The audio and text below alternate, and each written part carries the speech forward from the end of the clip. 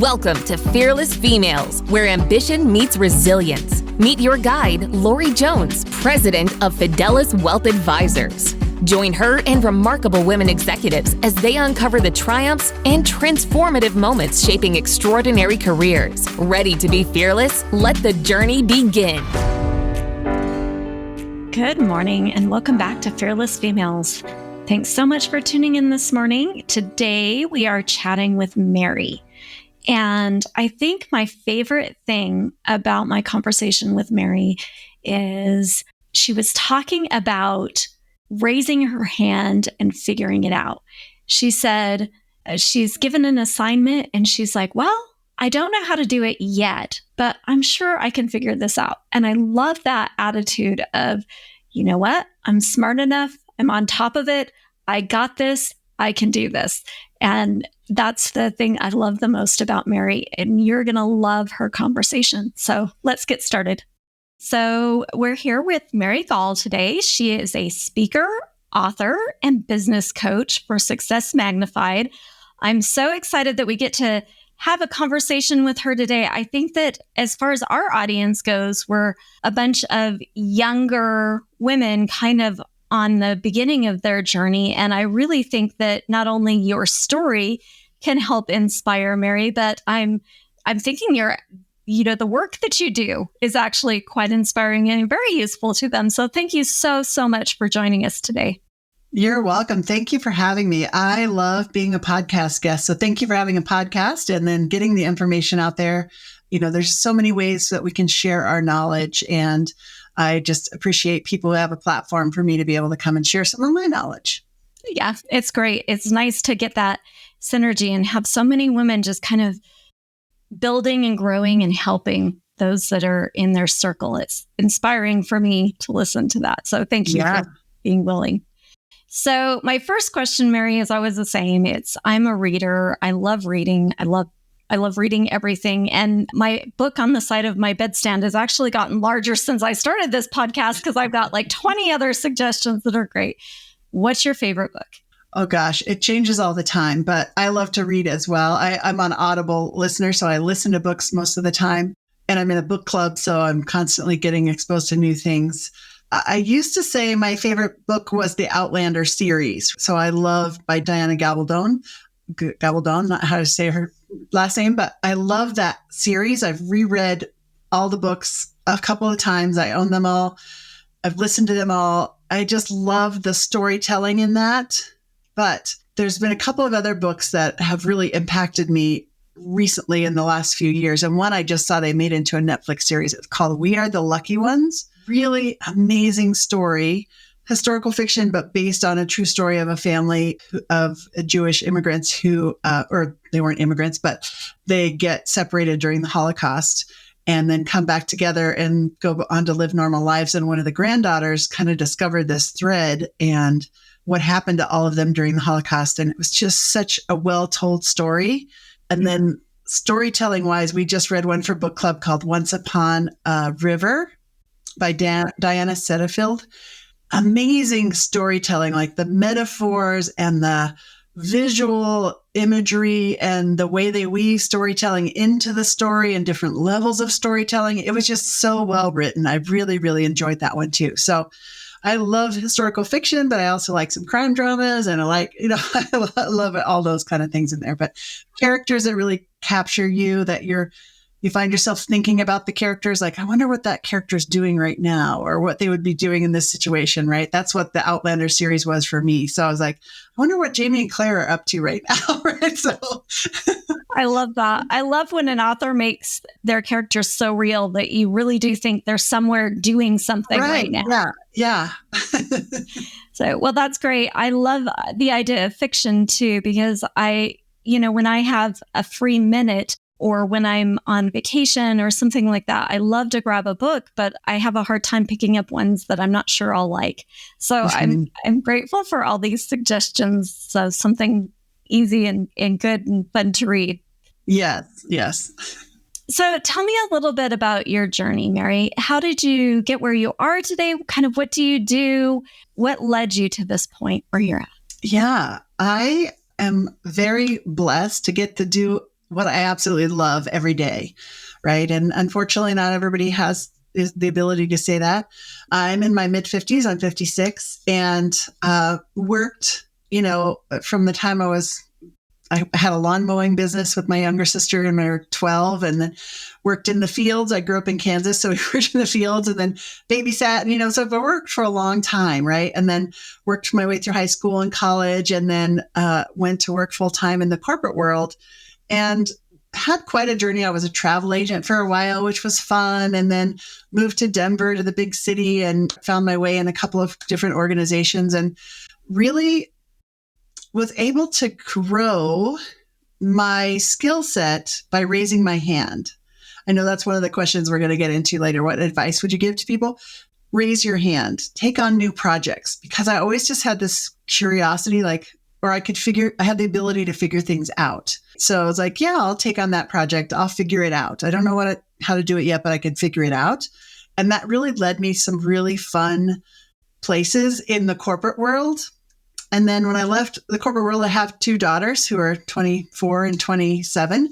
So, in the process of having them, took a little bit of time off and, in and out of corporate jobs, and then ran a law firm for 10 years and did everything but practice law, which was really fun. So literally I started out as a receptionist and then ended up being the office manager, right? And doing all of the HR and the IT and the strategy and marketing and all that kind of stuff, right? So because I kept raising my hand, say, yeah, I'll take on that project. I can do that. I'll figure that out, right? And so when I had been at the law firm for 10 years and I kind of had done everything I could do there, except become a paralegal or a lawyer, which wasn't in my design. So I had some friends. I thought, okay, it's time for me to go get another job. And I didn't really want to do that, but was like, well, maybe that's the next step, right? Go to a larger law firm. And I had some friends encourage me to start my own business. And I was like, I don't know. That's pretty risky. I don't know if I'd do that. What would I even do? What kind of business would I start? And somebody gave me this advice to ask myself the question, I wonder, and just start asking the question, I wonder what my next job will look like. I wonder if I'll start a business. I wonder what kind of people I would work with. I wonder if my office will have a window. I wonder if I'll have to commute downtown. Just start asking I wonder questions and then paying attention to what shows up for you. So I started to do that, and I kept seeing this stuff about virtual assistant companies. This was in 2013, so it wasn't as popular. It wasn't, we were online, but there wasn't a lot of virtual assistants, especially in the corporate world. We just didn't, you hired maybe contractors or something, but the thought of a virtual assistant wasn't really in my realm, but I kept seeing it. And the clicker for me was I was volunteering at my daughter's book fair at her junior high school. And there was a book at the book fair about starting a virtual assistant company. And I was like, how random is that is here? And so I bought the book, and he was like, I have all those skills. I think I could do this. So I quit took 6 months, kind of put a plan together, saved some money up, and quit my job and started my company. And that is 11 years ago already that I started that company. I still own and operate it. And then jumping into entrepreneurship when you've been a corporate employee your whole life is completely different.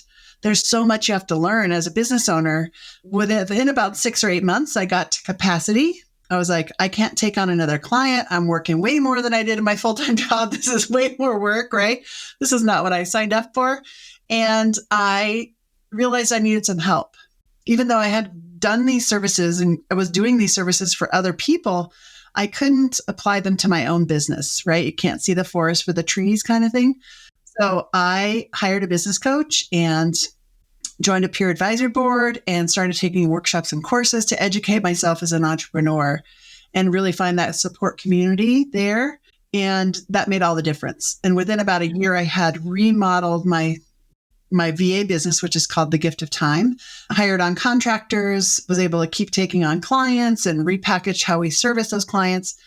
And then I loved the coaching experience so much that I said, this is what I really want to do. And it's what I had been doing my whole life. I just didn't call it coaching. And so So I got certified to be a business coach and then started Success Magnified in 2015. So that company's 9 years old already, and absolutely love every day that I get to work with clients. It's just so much fun. And it's easy for me.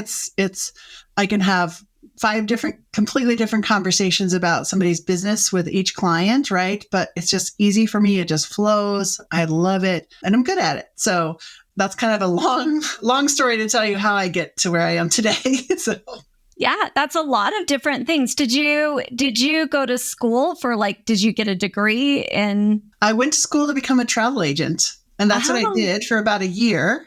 And then the rest is just due to, kind of general studies and learning how to figure things out. Really, that's what I learned in school is how can I figure things out? And more so than just any particular topic. Any particular field. That's just so interesting. And that was about the time internet was starting to phase out. Like we used to have travel agents. Yeah. And that job you don't really have them anymore. Right. They're starting to come back because people are just overwhelmed by too many choices on Google. So I actually know 2 travel agents right now. They're starting to come back because people don't want to do all the research themselves. But yeah, back in the day, I had to memorize all the airport codes, and then we actually printed out and mailed tickets to people, their tickets and stuff like that. So yeah, it was a fun job back in the early 90s when I did that. And how did you mentioned so many different areas that you were, that you went into, but it seems like you found your passion. Like you've come, full circle and you found your passion.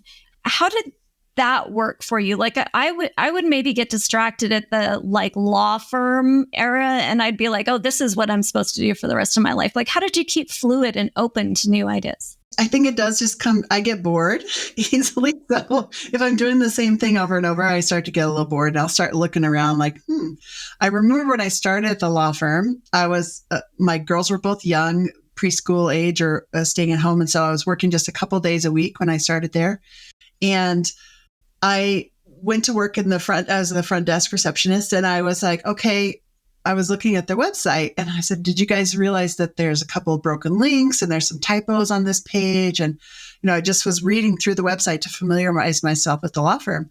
And they were like, oh, well, can you fix that? And I was like, I don't know how to program a website, but I went to, again, this is 2013, right? So we didn't have the same technical tools that we have now.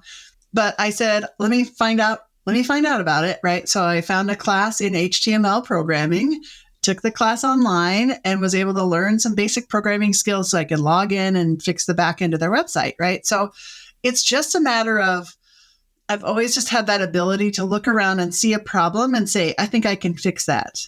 Not sure how, don't really have the skill set, but I'm going to raise my hand and figure it out. Or sometimes those just once you kind of get the reputation as somebody who does that, then those kind of things start showing up. You get known in your corporation or in the office as, give it to Mary, she can figure it out. She'll fix it, right? Yeah, I love that. Yeah. How did this is kind of a selfish question on my part, but you start raising your hand and then everyone calls on you and your plate gets fuller and fuller and fuller, right? So how did you do that balance between, hey, I can do that, I can figure it out, and hey, maybe this is something I don't really need to be doing and filling up my plate with this? Yes. And that does happen. And it happened to me frequently, right? Because I was like, oh my gosh, now I got this whole website design thing. And now I'm taking on all the marketing for all the attorneys and blah, blah, blah, blah, right? And so it's like, you kind of have to muddle your way through, which is not, what people want to hear. It's not the magic answer. But there is something about setting some boundaries. And I teach this now to my clients. I teach a whole series of courses around this. But what brings you joy? And paying attention to those things. Like at one point I was managing this spreadsheet for the budgets of the law firm, and it had 72 tabs and they were all interconnected. So if you broke one tab somewhere, it affected all the cells on the other tabs. It was a nightmare. So it was, and I love Excel. My mind kind of thinks in rows and columns, right? But at the same time, that was not bringing me joy. Every time I had to go in and interact with that spreadsheet, I was like, ugh, this is such a pain, right? I don't enjoy this. I could do it. I developed the skills to do it, but it wasn't feeding me with joy. And it seems kind of selfish or even trite to kind of say, find things that bring you joy, right? Follow your joy and you won't work a day in your life. But it's so true. When you find the things that you're good at, that you're naturally good at, and that bring you joy and energy, then you can take on more of that work because it doesn't feel like work. But at the same time, you do still have to set boundaries, right? So I had little kids at home and a husband at home, and I was volunteering at their school. So I had clear boundaries about, okay, I have to leave by this time. You know, I might log in and work remotely in the evenings if I had a big project going on or something. But I said I won't work weekends and I have to be able to go pick up my kids from daycare. So I just set that boundary from the very beginning and held to it, right? Because that was more important to me than the job, even though I got a lot of satisfaction from the job too. But there is a balance between taking on too many things. And then if you're going to be assigned a bigger project, there were a couple of times when I had to go and say, okay, that means these things aren't getting done, or they need to go to somebody else because I need to spend all the time over here. You've told me that's a priority. So now I have to, juggle something. So that means this isn't getting done, or somebody else has to take it off my plate. And so I had a couple of those conversations with my bosses, and they were open to that, right? I think it just comes down to communication and saying, I'm happy to take on more projects, but I can only take on so many before something else has to move off the plate. Yeah, before something gives. I love that. I love that idea. So if you look back over your trajectory and your path and your process, what do you think would you say is the best investment you ever made in yourself? Is there something you can point to where you're like, oh, if I hadn't have done that? I didn't necessarily make this investment. My parents really did when I was in high school, but it was a big game changer for me. So I'm from a big family, one of 8 kids, grew up in a smallish town in Southwest Kansas. And when I was in high school, I wanted to get out of there so bad, right? As most small town kids do when they're in high school. And so I found the foreign exchange student program through our school, and I applied for that. And I knew it was going to be tough to kind of find the money to go, but I got accepted, talked to my parents. We did a big fundraiser dance, and my family all pitched in, and we raised money for me to go. And I got to go to Costa Rica for the summer, which was so nice. The summer I was 16, but I was the first one to kind of leave our home area, right? And go to a foreign country. First one to get a passport. My parents had been on planes, but we didn't really fly as a family because there's 10 of us, right? So we didn't fly anywhere. So I was the first one of the kids to kind of take an airplane, especially out of the country on my own. Like I remember my parents dropping me off at DIA. We drove to Denver and dropping me off at the airport. And I was like, I'm on my own until I get to Costa Rica. Like, as a 16-year-old who'd never really been to a big city or anywhere, I was going to stay with a family I didn't know. And they didn't speak very much English. I spoke no Spanish. And it was really put me out of my comfort zone. Mm-hmm. And that leap of faith that I can figure it out really helped sustain me through everything else. Because it was like, okay, I can do this. I can do things that are challenging, right? And I can figure out a way to make them work and have fun doing it, right? So I learned to surf and I learned Spanish and made great friends. And, it was a great experience, but it was very scary for me because I didn't have anybody to model that for me. And then, starting a business is the same thing, right? So I'm jumping in to this unknown, hoping I can figure it out. I love that. I love that idea. My daughter is 18, and this weekend she was going to a crawfish boil. And so we were talking about crawfish and how to eat them and how to separate them. And she's gets this look on her face like, oh my gosh, that's so gross. And she's like, I don't know if I want to go. And I'm like, well, why? And she's like, I don't know. I'm a little scared. I'm a little uncomfortable, and this is all new and different. And I think that's what you're talking about there. Water. She's like, but I know that I should do it because I'm not going to grow unless I walk into that place where you're a little scared. Yes. Do something that scares you every day. I think it's a quote by Eleanor Roosevelt, right? So it's so true. If we get in our little bubbles and we just stay in our comfort zone, we don't grow. And so we really do have to challenge ourselves, sometimes in big ways, sometimes in small ways, right? But those constant, let me try something new, or let me put myself out there where I'm not sure if I'm going to succeed or fail, then that's what makes life worth living, I think. Right. So, yeah. You find out you're cooler than you thought you were and you do amazing things, or you find out you got some lessons to learn. Right. Yeah. Or what can I learn? And you do better from that, next right? time. Yeah. Or you find out I don't ever want to eat crawfish again in my life, right? But now you know. Yeah. So can you think of some really bad advice that someone gave you? Is there something that you're like, oh man, that was bad advice? And did you take it? Did you learn from it? Did you say, nah, I'm not doing that? I was trying to think of this when I read the questions. I was like, bad advice. The one that popped up, and it still pops up, is I had a boyfriend at the time asked to use my credit to co-sign some tires for his car, and we were on an apartment lease together. And my girlfriends were like, "Oh yeah, that's fine. You guys are so solid; it's going to be fine." And they weren't necessarily giving me advice to do it, but they weren't discouraging me. And I asked my girlfriends instead of asking my parents, who would have said, "No way are you signing a loan with the dude," right?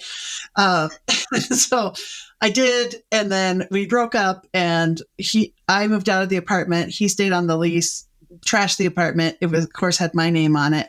Didn't pay for the tires. That went on my credit, destroyed my credit as a 21-year-old. And so, it wasn't necessarily bad advice, but it was not smart advice or not paying attention to, asking the wrong people for advice. I'll put it that way. There you go. Advice from people I knew would agree with me and not the people that would talk me out of something.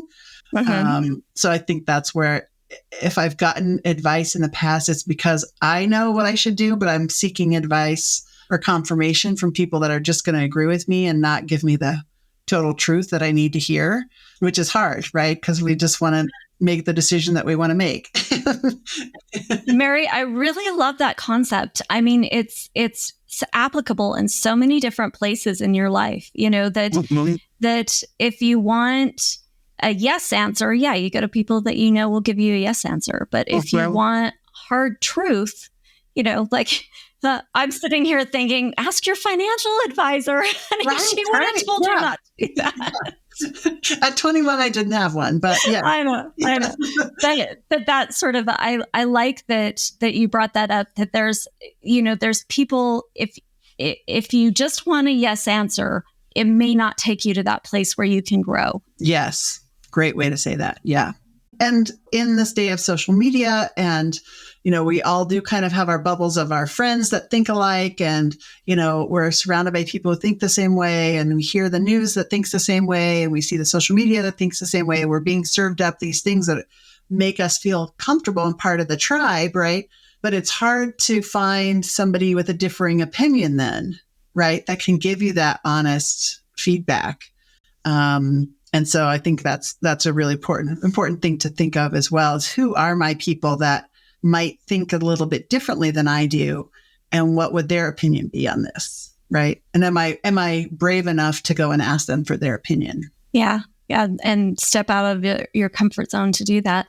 So where have you found those people, the not yes men? Yeah, it is harder and harder as we are in our groups and our groups of friends and our communities.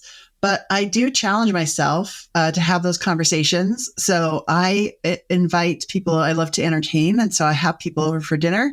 And I have these set of conversation cards that I always put at each person's place setting so that we have some meaningful conversations, right? And I'm always amazed at even people I think who are in my circle on certain topics, we have differing opinions, right? And so trying to hear them, I think I picked that up a lot at the law firm too, because you have to prove everything, right? So I learned to debate kind of, how do you know that's true, right? And why do you believe it that it's that way?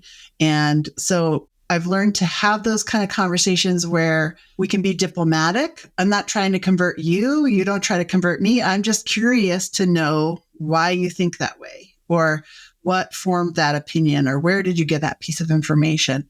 And keeping an open mind, it's so much us versus them, like you either believe this way or this way, and there's no in between. But I am a firm believer that we have more in common than we do that's different. It's just we don't hear about the stuff we have in common. And so it's up to us kind of as citizens of the world to have those conversations and find that common ground and explore other opinions and other cultures, right? Because that was a part of going to Costa Rica was I wanted to explore something totally new that I didn't know. And that's why I love travels, because you get to explore other people's lives, right? Mm-hmm. And it's not just all about us and our little bubbles. There's whole other worlds happening out there. We're recording this on the 8th of April when we just had the solar eclipse. And so, again, that's another one of these unifying things that's happening across the path of the globe. And people are experiencing that same thing in a different way all across the world at different times, right? So COVID was a great example of that as well. When things first shut down for COVID, everybody was going through that together. Everybody in the world, right, was dealing with the world is shut down for 2 weeks or 3 months or whatever, then it turned into a long thing, right? But if we can find those things that unify us and build upon those, then it's okay to explore kind of the outer edges where we're different. And then you can have those conversations from a different place rather than it's you versus me. Mm-hmm. Mm-hmm. Yeah, I think the world could use a little bit more of that too, a little bit more of that trying to understand somebody else's point of view, even though it's different than yours. I like that you brought that up. So if you looked back and you had a situation where you're like, oh gosh, if I had known then what I know now, I would have handled that a lot differently. What comes to mind? Oh, goodness. There's some in my past and there's some in the not so recent past, right? It's just like last year. It's like, man, I really wish I would not have done that way because it blew up in my face, right? I'm still learning. I'm a human being, right? We have things that we have to keep learning from. And so I don't really have, it's hard to say you don't have any regrets. There are things I wish would have happened differently, but because they have happened, that's why I'm here today. And I've learned a lesson from those things, hopefully. So I think all of those challenges are put in front of us for a reason, and we just have to see what we can take away from them. And not go back, not dwell on how I could have done it differently, right? Because we tend to spin out of control sometimes that way, like fixating on, if I just would have said this instead of this, or not sent that email or sent the email or, whatever it was, then you can spend so much time ruminating on that. You're not focused on the present or the lesson that you can learn and then how to fix it moving forward. So I've had to work on some of those things over and over again.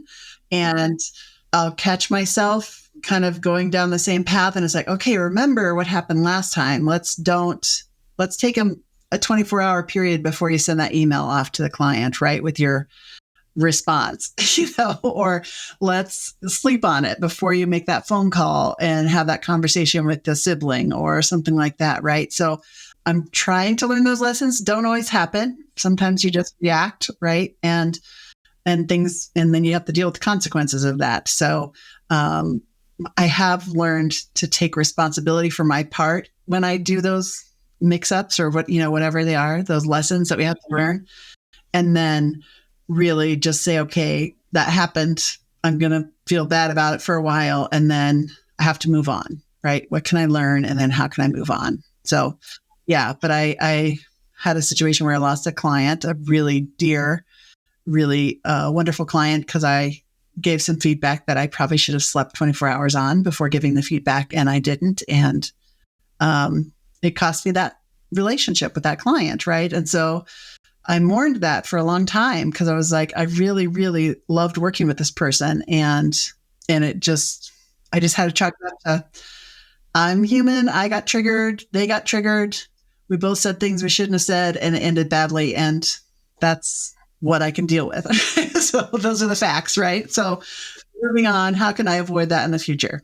But to think that you can totally eliminate those things is not realistic either. Right? Yeah, no. And I'm not sure you would want to, because then you don't have the learning experiences. Learning the hard way is a sucky way to learn, but it's also it's one that sticks with you, right? You do that in that situation and end up saying, I'm never doing that again. And you learn from it so that you can proactively next time you take that, 24 hours to think before you say something, or you don't go into the meeting hangry and tired and stressed. So I like that the idea that you can learn, and that maybe proactively next time you don't maybe make the same mistakes that you've made. Mm-hmm. Yeah, which I think is the whole point of life, right? Just to keep learning and growing as people. Maybe we make different new mistakes every time, right? Yes. Yeah. So if you could go back and talk to your early self, your 20-year-old self, what would you tell her? I love this question because I have two daughters in their 20s, right? In their mid 20s. And so I think about, what I tell them as their mom, right? I would just say the biggest thing, if I could have done more of something in my 20s, would be to travel more, and I was young and living on my own and working, and there's not a lot of extra money typically in your 20s, right? Especially if you're paying for college or you're doing all that kind of stuff, or you're just trying to build yourself up and build a career. But I wish I had taken more time to travel.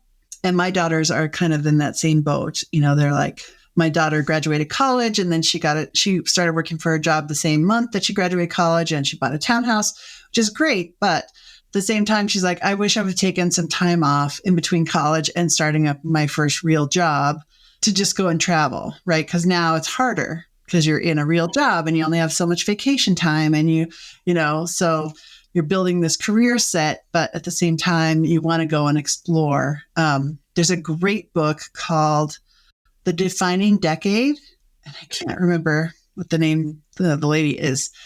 I bought it for my girls a couple of years ago for Christmas, and it's really, I read it as a 50-year-old. It's really good because it talks about what's happening in your brain and your body, but your mindset in your 20s and how people can kind of just blow that off. It's like, my 20s are my free-for-all decade, right? Yes, you can go and have fun. You can have a gap year and go travel. But what can you learn from that then you can apply to your career, right? So it's being a little bit more strategic about having fun in your 20s so that when you get to your 30s, you don't regret your 20s, right? So it's a really good book. And I found a lot of my clients who might be in their middle season of their lives, right? Same kind of transitions are happening, right? Like, oh, my 40s were kind of a throwaway because I was a mom and busy doing this and working just to balance everything. And now I've got my 50s and my kids are maybe out of the house. And now it's about me and what do I get to do with the next decade of my life, right? So really great book. So I would say read that book if you're a 20-year-old. That's the advice I'd give myself. Read that book and then just travel and go and experience things before you get too settled down. I like that idea. The idea of just trying new things. You're not, you've got like two pieces of furniture you can stick in storage for a little while. Yeah. Maybe take a minute to figure out who you are and what you want out of life younger. I like that. That's a really interesting idea. And then build friendships, maintain your friendships, right? So I have friends that I've had since grade school, and I've got friends that I've had since my first job that I'm still are my dear friends today, right? And so, but it takes somebody to take ownership of maintaining that friendship, because it's easy, especially when you're switching jobs or you maybe move to a new city or something.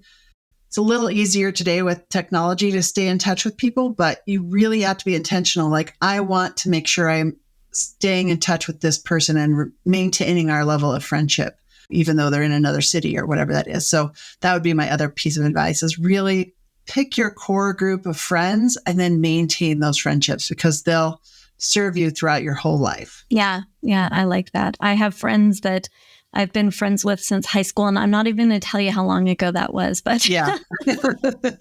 So what scared you the most when you started out on your journey? And does it still scare you today, or have you figured out a way to get over that? When I first started my company, The Gift of Time, it was a lot of fear around, can I do it? Do I have the skills? I mean, I knew I had the skills, but did I have what it took to make it to build a business, right? And then when I started the coaching company, the same thing. It's like, am I really qualified to tell people what to do with their business, right? That imposter syndrome still sticks in. And I still have that today. I was with a client this morning and he is doing really amazing things with his business and way more than I'm doing with my business, right? He's like 10 levels above me. And so I always kind of have that little doubt in my mind, like, why is he coaching with me? What does he go? What can I offer this person, right? But there's always amazing conversations that we have. So there's always something I can add value. There's always some way I can show up and, give some piece of feedback or whatever it is, help him with clarity. So I still get that. And I think that's a healthy thing to kind of question, do I have what it takes to be doing this? And then not dwelling on it, but just questioning and then showing up in your authentic self with all your skills that you've developed and saying, yeah, I do. I am able to add value. And if you get to a point where you're not, then you can start to rethink your career path, right? So then, because we might have those shifts in our career where like, this just doesn't fulfill me anymore, or I'm not adding value to the conversations I'm having. So maybe it's time for me to look at something else, right? But I think it's healthy to question those. Do I really have what it takes to do this? And then proving yourself over and over, yeah, I do. And that builds that confidence. So how do you yell at that imposter syndrome, tell it to go away? Like, I know that you always have to constantly question it, but like you don't want to give it space to live up front, right in the forefront of your brain. So how do you convince yourself that you are enough? You are good at this? Yes. So a couple of ways. So I am big on the power celebration, right? So I have a keynote speech called the Power Celebration. And every time you have a winning conversation with a client, or you get your Excel spreadsheet to work, or you get a raise at work, or you get some kind of kudos on your review, right? You need to collect those so that you can celebrate those and celebrate the small things and the big things, right? I have lots of little ways I celebrate at my desk. So I keep this little applause thing. I give myself a round of applause all the time. I have this button over here that's a 30-second dance party button. So I'll just hit that and do a 30-second dance party. Like, yeah, I got a new client. Yay. So building those small celebrations in, it helps to set your brain to say, you know what you're doing. You're successful, right? Which helps then eliminate that imposter syndrome.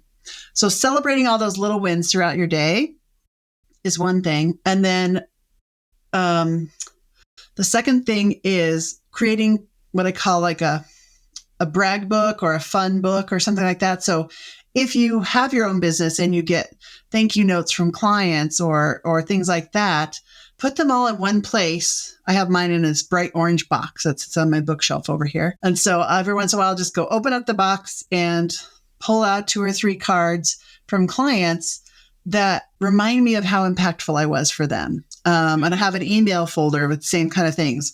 And, I get Google reviews, those kind of things. But if you work in a corporate world, what are some of those ways where people may not send you a note, but they might send you a text, or they might have had a conversation? Can you keep it in a journal, your win book, right?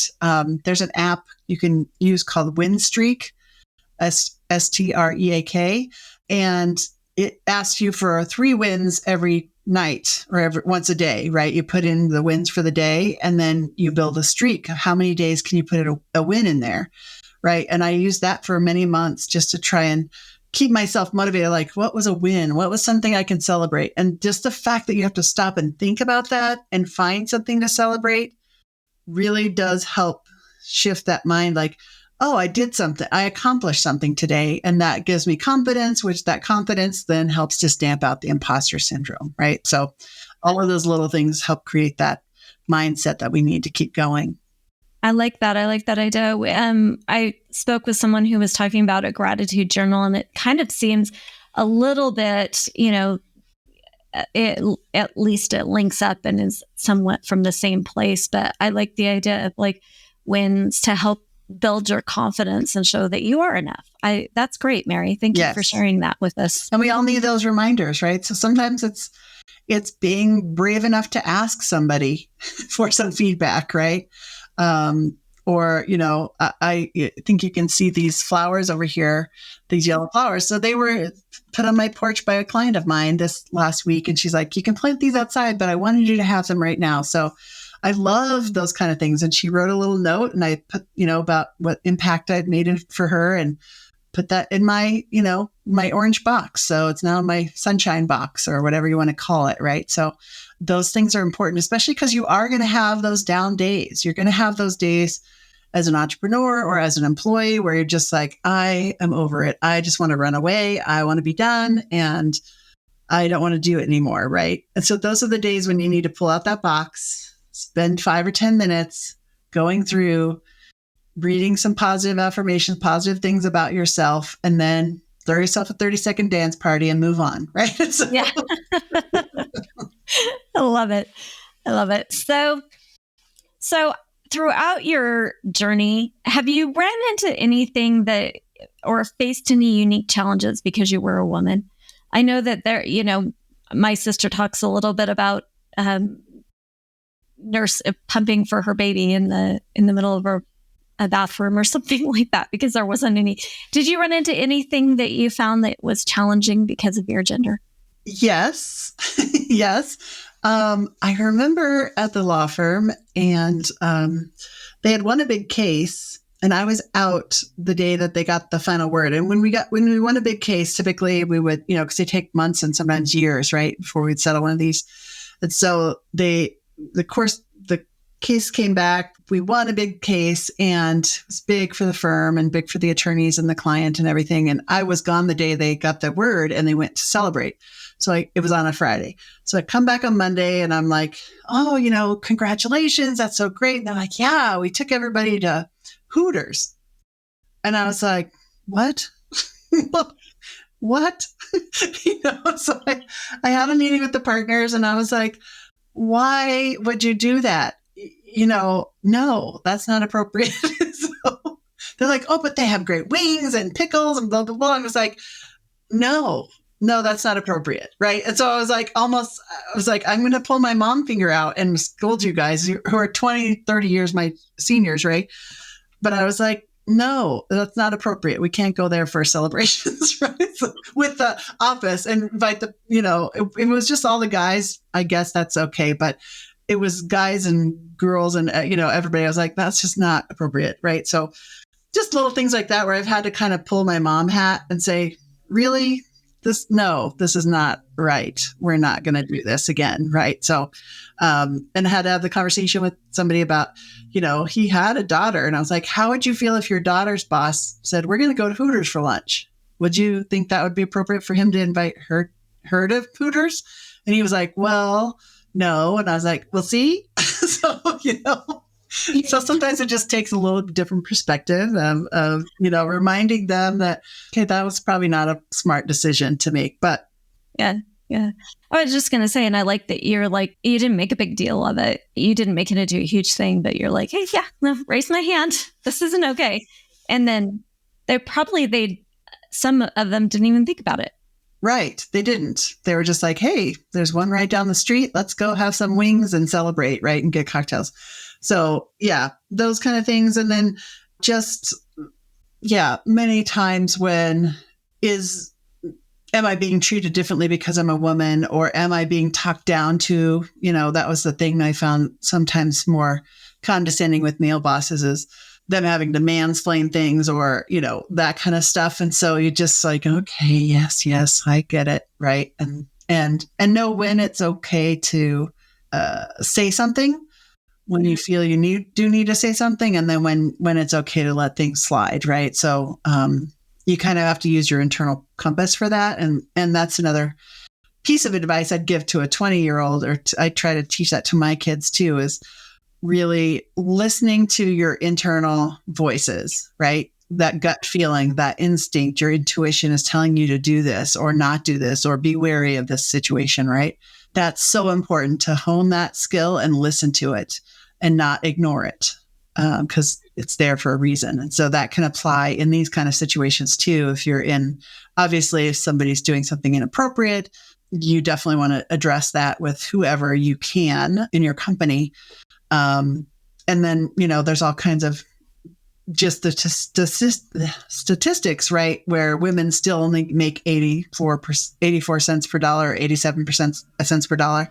So we're still not getting paid equally for the same amount of work. And, those kind of things definitely need to bring to our bosses or to the HR department or whatever and say, okay, I know this person and myself started at the same time. We're doing the same job, or I'm doing more work than that person is, but they're getting paid more than me. So those kind of things I think you can call out. And then the other things you kind of have to just is that worth making a big deal about it? Or can I do it in a humorous way that doesn't embarrass the person, but still gets my point across, right? Mm-hmm. Yeah, I like that. That there are sometimes ways you can be like, hey, where's my jersey? Where's my... Right. Yeah. Yeah, exactly. If you look back, Mary, what is the thing that you are the most proud of? I would have to say my kids, right? I don't have to say my kids. I will say my kids, because I just am so proud of them as human beings and proud of myself as a mom who has been a working mom and somebody who set a good example for them. I've written a couple of books, so I'm proud of being able to say I'm a Amazon bestselling published author. That was a fun experience to go through a couple of times. Now I'm in a couple of collaboration chapter books and those kind of things. I'm still published author, but I'm not writing my own books at the moment. There's lots more of those to come in the future, but those are big accomplishments. But my kids, and making sure that they're good human beings in the world and they're caring and concerned and they can show up and they can figure things out too, right? It makes me really proud to do that. And then proud that I've, been able to run 2 businesses as well and gotten past that dreaded 5-year mark, right? Half of businesses fail in the first 5 years. So gotten both businesses past that 5-year mark and still going. And I still love what I do. I'm still able to add value, still able to contribute with people and make an impact in the people that are in my circle. So those are all things that I'm very proud of.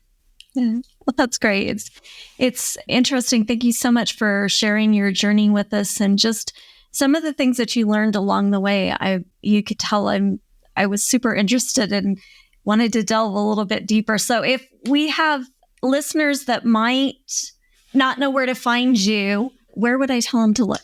Yes. So on LinkedIn is the only social that I really play on. So if they want to connect with me on LinkedIn, that would be great.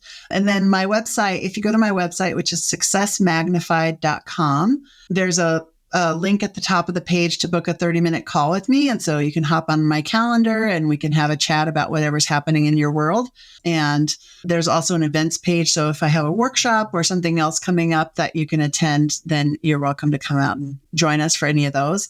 I do workshops online. And then if you're in the Colorado area, during the summertime, I lead on the water networking groups out at Chatfield and Aurora reservoirs. So you can come out and paddleboard or kayak with us. There's usually about 10 people in the group, and we paddle around for a little bit and then stop and float and chat about business or books or TV or whatever we're talking about. And then we paddle around some more. So it's a really fun way to get out and meet new people and challenge yourself to experience something new, right? So I encourage people to come out. They can find that on my events page on the website as well, starting in May.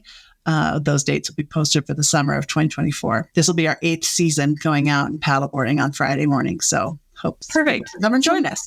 Sounds great. So last, before we leave, Mary, any advice for a young woman who's just starting down her path to help her be as successful as you are? Yeah, I would say raise your hand. You can figure it out. I think Marie Forleo even has a book called It's Figure Outable. That's the title of her book, right? So we have the skills to learn what we need to do. And statistics say women don't raise their hand unless they have 90 to 100% of all the boxes checked. Men raise their hands if they've got 50 or 60% of the boxes checked because they know they can figure it out. So I would encourage you, raise your hand, figure it out. And that's how you'll continue to grow, because you'll be given new opportunities, new challenges, and you can figure it out. I think there's a lot of women that I've interviewed and that are on the podcast that, if you're wondering how to do something, like they've figured it out. Maybe listen, they can help. There's a whole group of women out there that are more than willing to help grow the next generation too. So Thank you, Mary, for your time today. I really appreciate it. Yes, thank you, Lori, for having me on your show.